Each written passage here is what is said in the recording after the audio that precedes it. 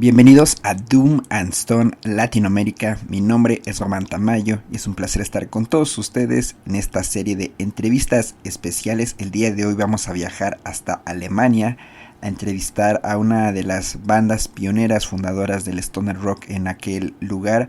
Van a cumplir 25 años el siguiente año, una de las bandas más íntegras, una de las bandas que continúa trabajando muy duro y no para, inalcanzables. Ellos son Rotor, por supuesto, una institución en esto del mundo del stoner rock. Si ustedes no los conocen, pues bueno, hoy es el día de suerte. Vamos a hacer una introducción a esta maravillosa banda y todo su trabajo. Por supuesto, en la entrevista les preguntamos sobre el proceso de composición, sobre sus artes, cómo ha sido trabajar juntos por 25 años, también su posición ante el mainstream, ante estas marcas como Spotify, porque pues bueno, Rotor casi no tiene música en Spotify y nos explican el por qué. Y finalmente también nos adelantan que van a entrar a trabajar en un nuevo álbum, a finales de año lo van a grabar y se espera que esté listo para el primer trimestre del siguiente año. Y bueno, finalmente también la pregunta obligada, si piensan venir a México, Latinoamérica. Sin duda había planes en el 2020 y los quieren retomar, así que esperemos se concrete esa visita de Rotor. Así pues, disfrute usted esta increíble entrevista, este maravilloso especial a una de mis bandas favoritas, pioneros, leyendas. Ellos son Rotor, ya se la sabe, gócela. Wir sind Rotor und ihr hört Doomed and Stoned Latin America.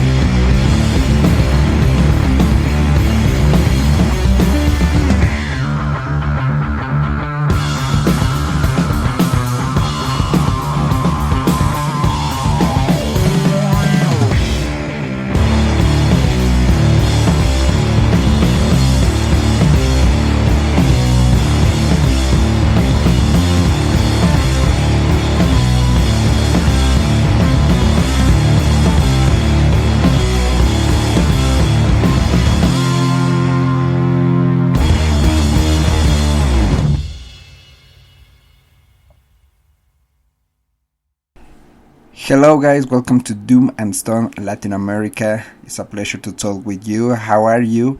And the first question for you, of course, is you will celebrate 25 years next year of Rotor, so how do you feel in this point of your career? Thank you. Thanks for having us. Hello, hello. Hey. Oh, fine so far. Old, Old. yeah, kind of old. Very old. Life is painful. My back. Tell us a little bit how you meet each other and how start this project. You are one of the pioneers of this genre stoner rock in Germany. Yeah, It's been a while. The drummer and me, we started the band. I guess what was it? 98. 1998. 1998. Only we both, and then we were in search of a bass player, and the Marco dropped in. Yeah, that was the beginning in the old days. And how was the local scene in those days? I can imagine was the real underground. Super small. So it just grew to a big scene in Europe afterwards, like in the last years. But when we started, I don't know, we went to shows of, I don't know, Fu Manchu, where 50 people, went to, or Kai's 40 people in Berlin. So the scene was super small because everybody was listening to grunge rock, I think. Yeah, grunge and punk. Yeah, and crossover, 90s. As you say, when you start, the scene was really small, but in these days, the stoner doom psych scene is really, really big. We have big festivals like Freak Valley, Desert Fest, Keep It Low. So tell us in which moment the scene start to growing and how you live this process. I think after Kai's died, it grew slowly and steady. I don't know. Something happened there? Well, actually not. I mean, I wasn't in the band back then, but I think the first time I saw them was in 2009 or something, and at that point they already had a pretty large following, so quite a lot of people at the concerts, much more than came to Kai's in the early days. But yeah, at that point it was already pretty big, but I don't know exactly when it happened. At some point in the early 2000s, I guess. During the 70s in Germany, a big movement changed everything. I'm talking about crowd rock scene. So bands like Guru Guru, Noi, Amon Dul, can change everything. Do you think exists a connection between these old sounds, old bands, and these new bands like Color Haze or Rotor? Krautrock, ob es da eine Verbindung zu uns gibt. No, I don't think so. Oh.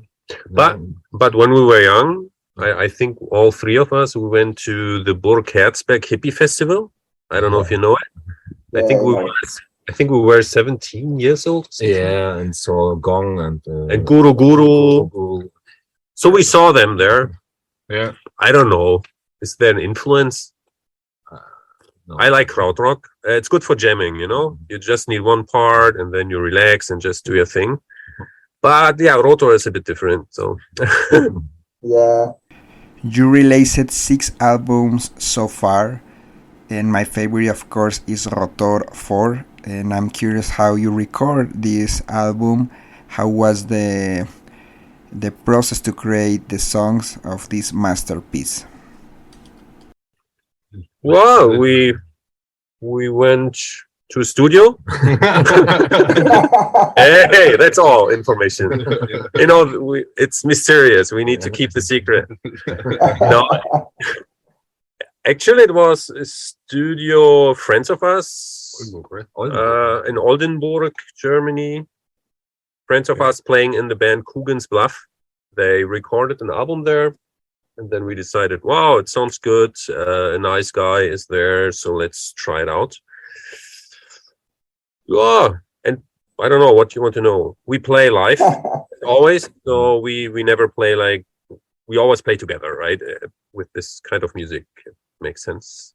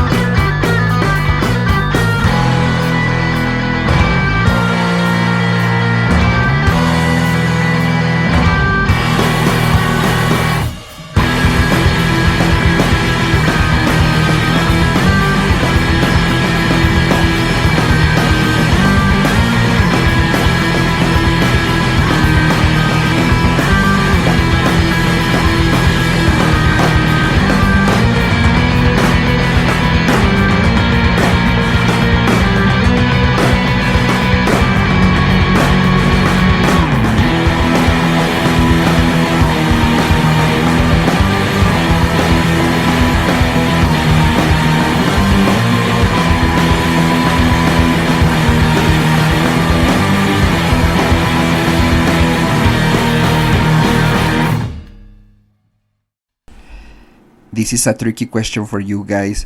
So we have these bands like Cadaver, for example. They are part of this mainstream movement, and it's very nice because they share this kind of music to the regular people. They play in big festivals like Hellfest. Even they came to Mexico, and more people discovered this kind of sound, stoner, doom, psychedelic stuff.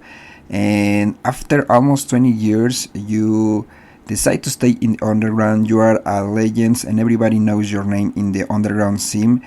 But I'm curious if you decide to stay in the underground, or what happened. What's your position about the underground versus the mainstream in general?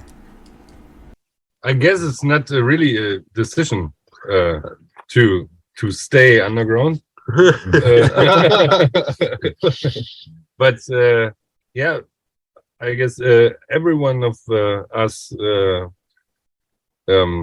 stay in life, like with jobs and stuff, and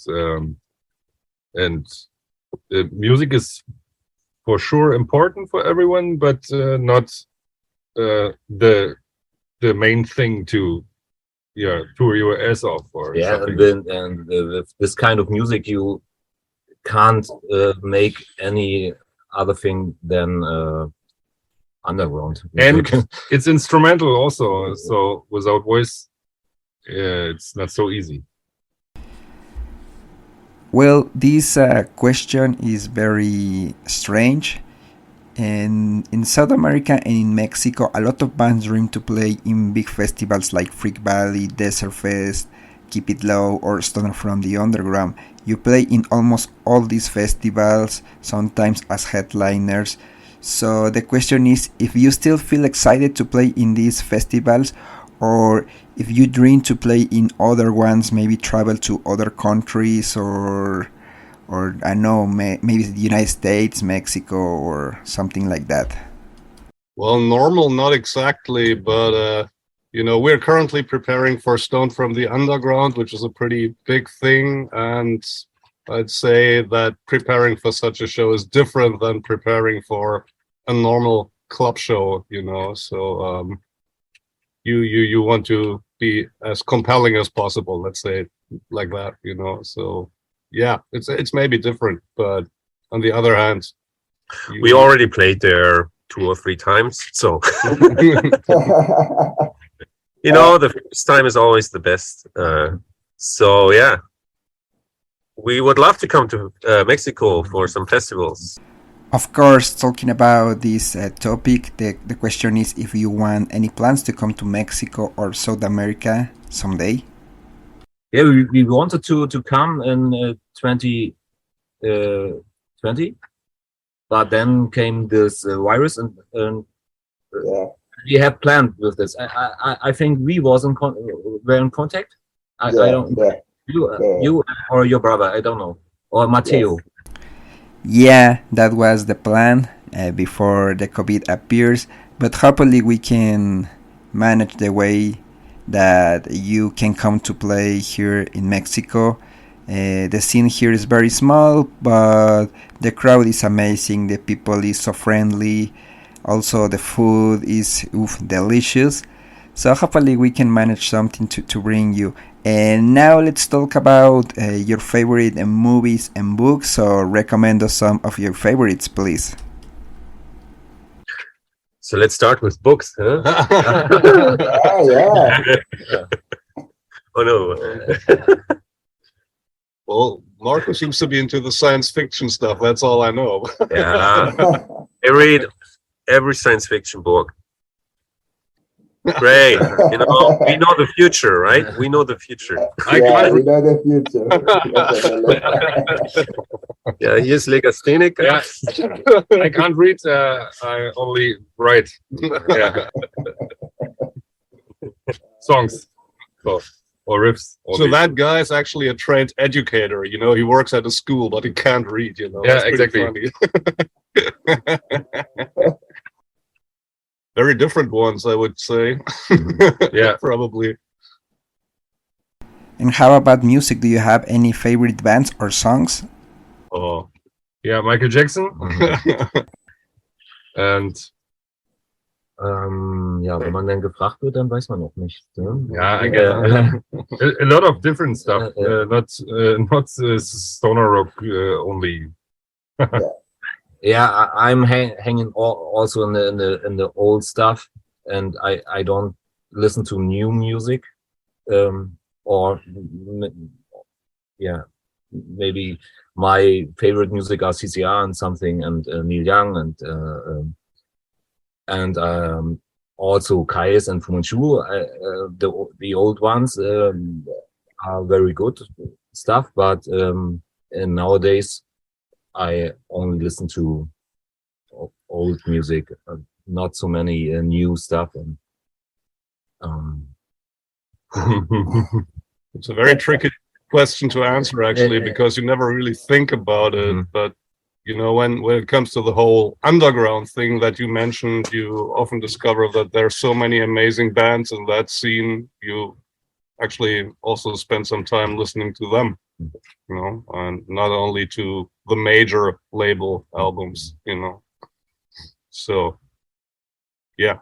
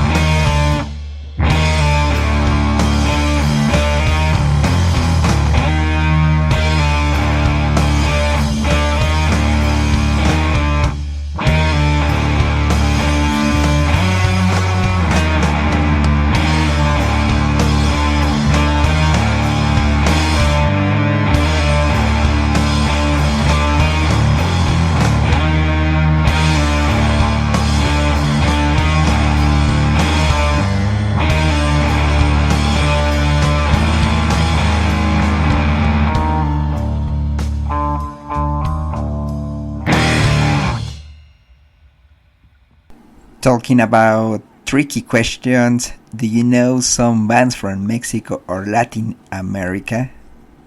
The next good question. Wo waren Los Natas? Ja. Los Natas, ich glaube, Argentina? No. Argentinas, Number one. Ratos de Porao. yes. Oh, metal inside. No, it's not a metal band actually. It's more like punk. Okay. I told you was a tricky question for you, but now let's talk about your festival. You run Rotor. It's a amazing festival, an underground festival in a farm. So it's very curious because you never announce any band. Always is a surprise. So it's just band 1, 2, 3 and Rotor, of course. So tell us how start this festival and everything about this. Schnapsidee. yeah, there was a big Hof, Yard. farm, and Tim and me went to or lived there, and we In the same village. and we learned. Yeah, we met this guy Yeah. who's the owner of the farm, and he's a very nice guy. Yeah, we Yeah. get friends, and Yeah. and I saw this area and thought that's very good for a festival. And he had a yard in the back and for tents and camping, and it was perfect for it.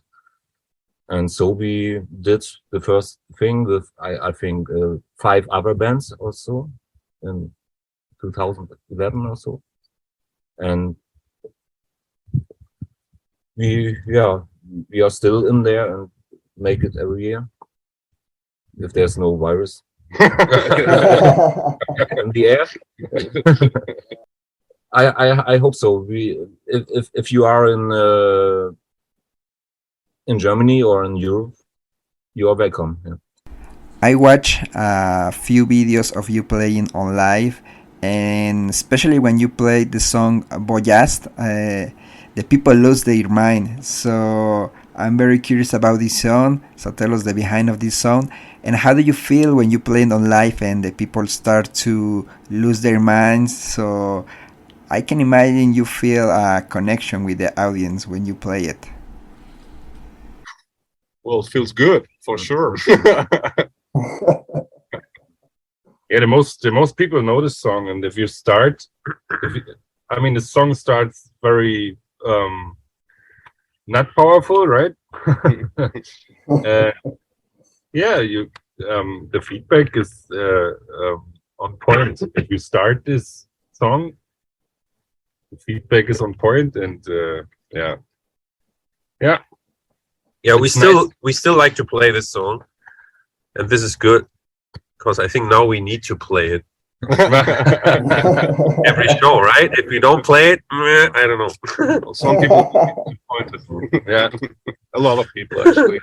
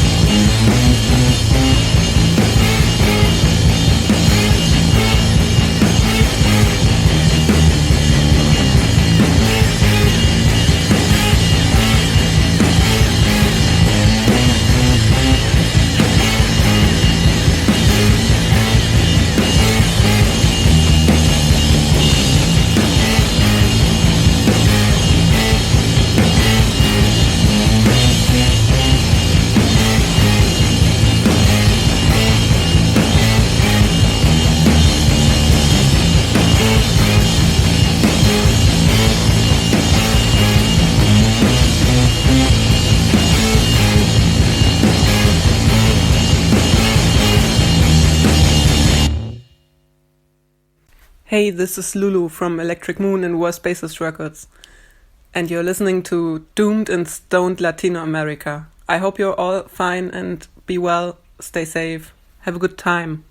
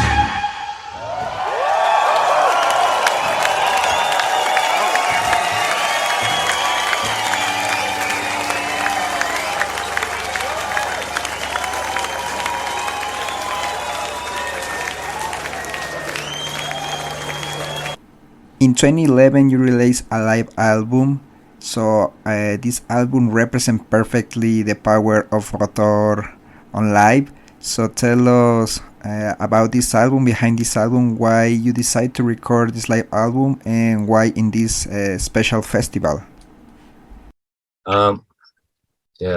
We did a show in Berlin. I think it was the Festa Kreuzberg. At Festa Kreuzberg. And I think it was the 12th anniversary of us, or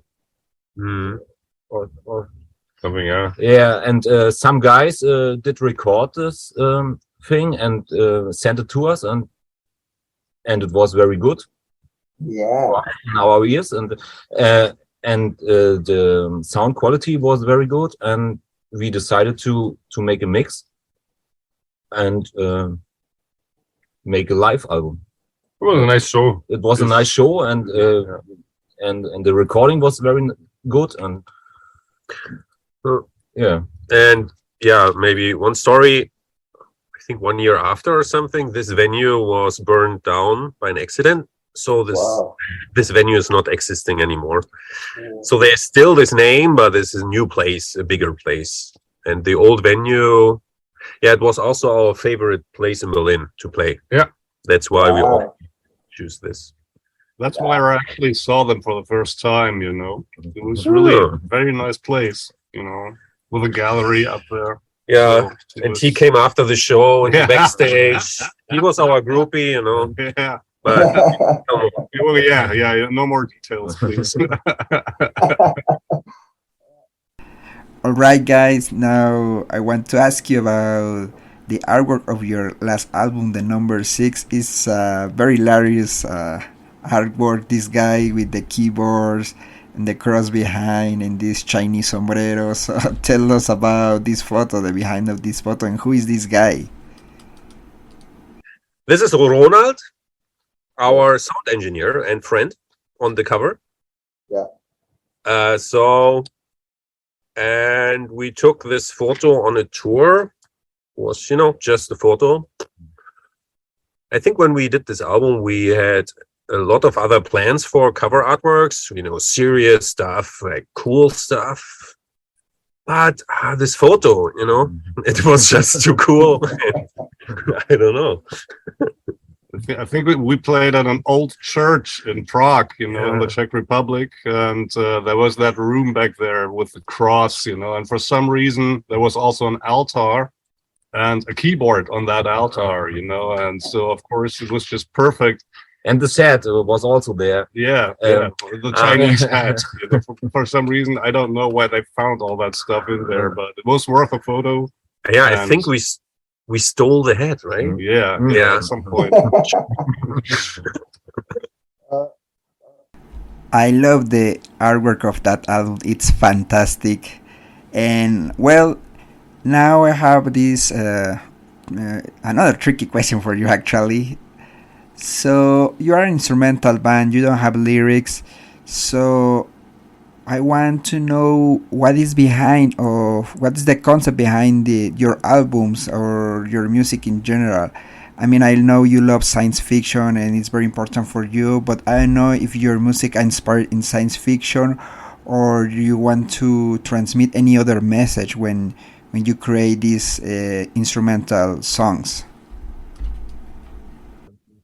I think in general, it's always just about the feeling. So when we play together and we have some idea, you know, we all have we understand the feeling or the idea of this, you know, fragment of music. And I think this is the only guiding thing. So it's always some kind of special feeling, and then we build something around it. And yeah, I could say something about the song titles now, but not so sure. It's really just about the feeling. So I think we're also proud that we are not having any, you know, vocal message or anything. It's really pure music and the feeling. And for each person, especially when we play live and you see these people, you know, every person is kind of in his or her own music room, right? And so I think, you know, transporting a feeling, and then people, they feel their own thing. So I think that's really it. I don't know. Yeah. There's no message, No. nothing else. And it's amazing because you transmit something special with your songs. I really love the track Costa Verde. It's very, very special. And well, another question for you is, what's next for Rotor? If you have any plans for a tour or to release a new album, tell us about this. That's why we sit here in front of our rehearsing room. So we wrote and write new songs for the album, and in, I guess, 1 month. In Yeah. August, we go into the studio, Yeah. or we build our studio in a house in the woods. Yeah. Yes. So we tell you, you're the first one we tell it. Ah, Maybe not really, but yeah. In August, we prepared And the release is planned for beginning of next year. I don't know, March. Probably. February, March. February, March. So it's the news. The seventh album is on its way. That's fantastic. Thank you for sharing that information with us. We can wait for the new album. And well, we have a final question for you guys. You don't use a lot social media or streaming services like Spotify. We can only find a few of your songs on Spotify. We want to know the reason why. I really respect your integrity, and for me that's very special. Well, we had a couple of arguments about that, but eventually I guess we decided that using Spotify is not really benefiting bands like us, it's benefiting major artists, because they basically get the money and we get none. It's not about the money only, but it's also about the bad reputation that Spotify has. And so people will get that stuff anyway. I mean, look at you got all the albums, and if people are interested in it. And you also can listen to our all albums on Bandcamp for free, or YouTube. There are also streams. So yeah, Spotify makes no sense for us. But yeah, we put some songs there. But yeah, that's all you get there. For the Spotify addicted guys, yeah. Definitely, you're right, because these digital platforms like Spotify don't give to the musicians a good payment, just a few cents, and the money goes to the pocket of the other other people. So yeah, basically it sucks. So I really appreciate that you still doing this after almost 20 years. You are very loyalty to your ideas, to your music, to your fans. So that's really fantastic. And well, finally, I want to ask you if you have any final words for your fans, for the audience here in Mexico or in Latin America. Oh, we hope we shall meet you very soon. Yeah, the first time.